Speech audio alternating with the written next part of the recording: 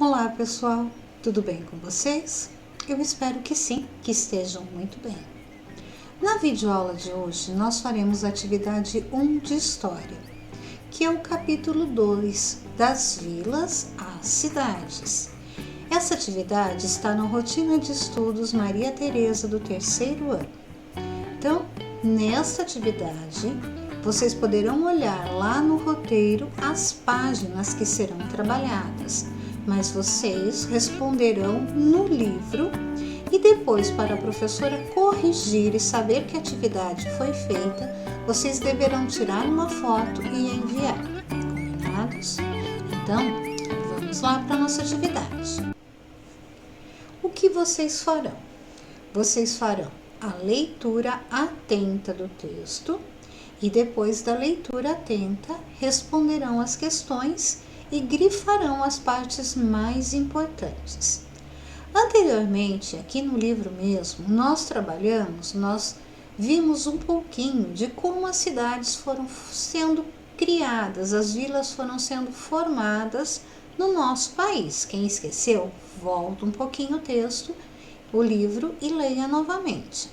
Então, vou explicar agora, depois vocês refaçam a leitura. Muitos portugueses que vieram ao Brasil tinham o objetivo de ocupar a terra e enriquecer. Eles eram os colonos. Então, eles vieram ao Brasil, a maioria vindo de Portugal, e o que eles queriam? Enriquecer. Eles eram os colonos, os proprietários da terra, os donos da terra.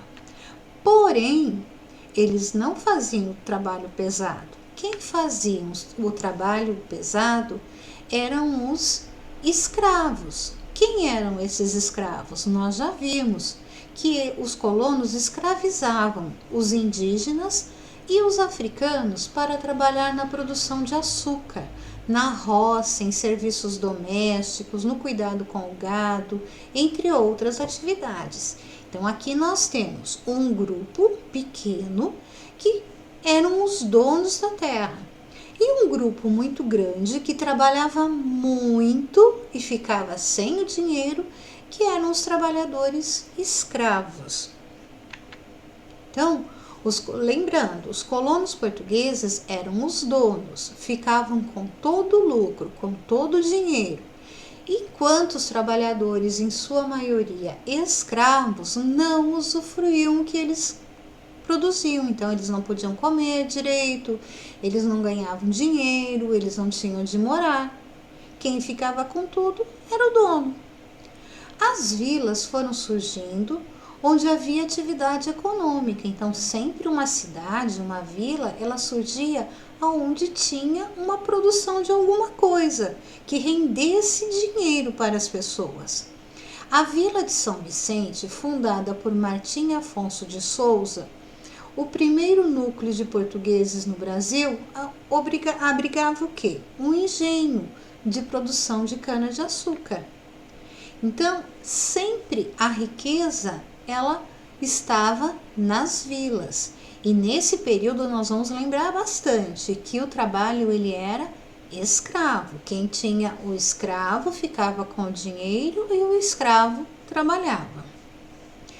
Em 1549, chegaram ao Brasil os membros de uma ordem religiosa chamada Companhia de Jesus, os jesuítas, que vieram para divulgar o catolicismo e fundar escolas. Em 1554, eles fundaram um colégio que deu origem à Vila de São Paulo de Piratininga, onde atualmente está a cidade de São Paulo. Então, foi a partir da construção de um colégio, de uma escola pelos jesuítas, que a cidade de São Paulo foi crescendo. Eles construíram um colégio, ao redor desse colégio foram construídas com o tempo casas, vendas, outros comércios, e assim foi crescendo a cidade de São Paulo. Os jesuítas, eles achavam que os indígenas, eles eram pecadores. Por que eles eram pecadores?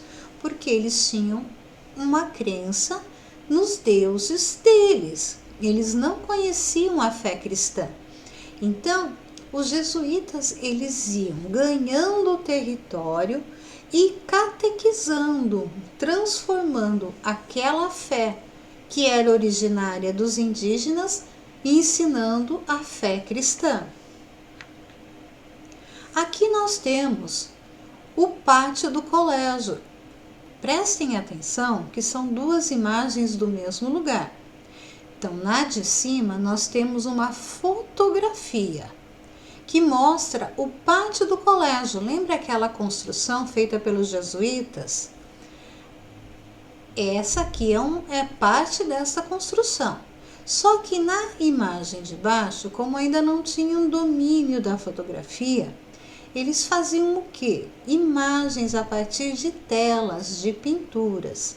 Observem o que mudou. Quais são os elementos que se alteraram aqui? Então, este foi fundado em 1554 e a partir dele a cidade de São Paulo foi construída, foi surgindo. Tanto essa fotografia, quanto este quadro, quanto o pátio do museu que ainda existe, eles fazem parte da memória da cidade, porque eles contam parte da história. Aqui onde é o pátio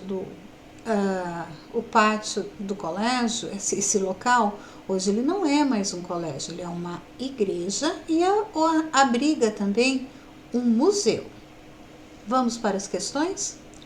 Quem eram os colonos e quais eram seus objetivos? Resposta completa. Os colonos eram, seus planos quais eram? Volta e leia o texto. Por que os jesuítas vieram para o Brasil? O que eles queriam aqui? Então, vieram para o Brasil. Observe nas imagens dessa página, nas duas fotografias.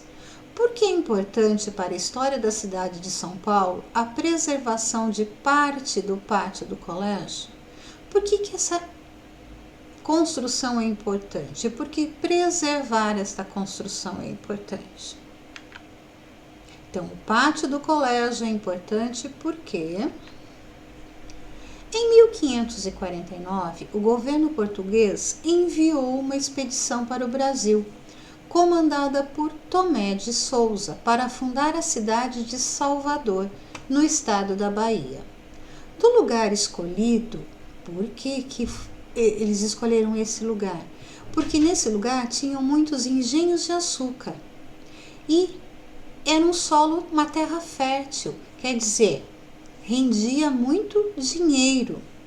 Essa cidade, ela seria a sede do governo português no Brasil. E teria um governador, que seria o Tomé de Souza. Salvador, a cidade de Salvador, ela foi construída no alto de um morro para dificultar os ataques indígenas e dos povos estrangeiros.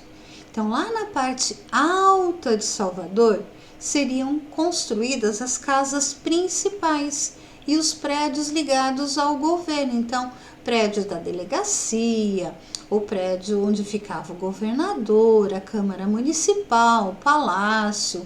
Na parte de baixo, próximo ao mar, fica o restante das casas da população. E essas casas, elas eram casas muito simples, feitas de barro, com um telhado de palha, casas muito simples, bem diferentes daqueles casarões que ficavam lá no alto do morro, lá na Cidade Alta. Para reforçar a segurança, ao redor da cidade foram construídos muros. Observe o desenho. Então, nós temos aqui o desenho da cidade de Salvador, a parte de laranja é a Cidade Baixa, onde ficavam as casas simples, a parte menos importante. E a parte verde era a Cidade Alta, onde ficavam os prédios mais importantes. Então, nós temos aqui o Palácio do Governador, a Guarita, a Igreja, a Câmara Municipal, o Armazém. Observem que os prédios considerados mais importantes estão na Cidade Alta. Então, Salvador, ele foi muito protegido, Por quê? Porque ele seria a sede do governo português no Brasil. E também, como o Brasil ele produzia riquezas, ele era alvo de outros exploradores portugueses que queriam invadir o Brasil para pegar essas riquezas. Leia o texto, observe as imagens e responda as questões. As partes mais antigas de Salvador são conhecidas como Cidade Baixa e Cidade Alta. Na parte de baixo, localiza-se o porto e o mercado. Na parte de cima estão alguns dos mais importantes prédios históricos da cidade, como a Igreja de São Francisco e o Palácio Rio Branco. Então, nós temos duas imagens do mesmo local. A primeira imagem é uma gravura, é uma pintura, porque é daquele período onde a fotografia ela não era acessível a todo mundo, ou não tinha ainda fotografia. E a segunda é uma foto recente de 2017 de Salvador. Que elementos nós podemos perceber aqui? O mar, o morro. E olha quanta coisa mudou. Em sua opinião, por que alguns dos mais importantes prédios estão na parte alta da cidade e o mercado aqui na parte baixa? Observem aquele mapa, leiam o texto novamente. Aqui nós temos a mesma paisagem em períodos históricos bem diferentes. Então, lá no início do descobrimento do Brasil, 1624, e aqui 2017, mas o local é o mesmo. E, lembrando, esta é uma gravura e essa daqui uma fotografia. Então, fazendo a resposta completa, na minha opinião, B. Quais são as semelhanças e as diferenças entre as duas imagens? Isso é com vocês, observem atentamente. Resposta completa. As semelhanças são, as diferenças são. Salvador continua dividida em duas partes como no início da sua construção? Justifique. Então, sim ou não, por quê? Vou dar uma dica. Observa a legenda da fotografia recente. Vista parcial da Cidade Alta e da Cidade Baixa do município de Salvador, estado da Bahia. Então, ela continua dividida em alta e baixa? Vou deixar para vocês pensarem. Bons estudos, boas atividades. Ficando com dúvida, entre em contato com a professora, certo? Tchauzinho, pessoal!